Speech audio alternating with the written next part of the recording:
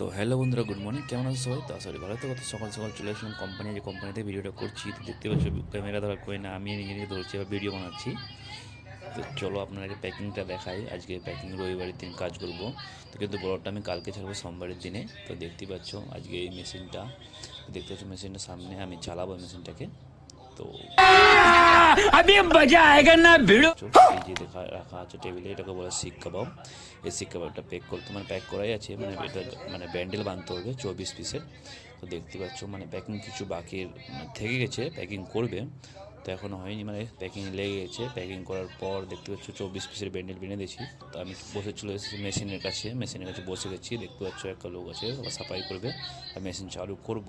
দেখাচ্ছে আপনার মেশিনটাকে, কার্ড আছে, কার্ড বাঁধবে একটা সিঙ্গেল পিসে। দেখতেই পাচ্ছ এতটি বাঁধা হয়ে গেছে। বাঁধার পর চা চলে এসছে আমাদের, চা খাবো। মোটামুটি এখন 11টা বাজে, 11টার সময় চা চলে এসছে।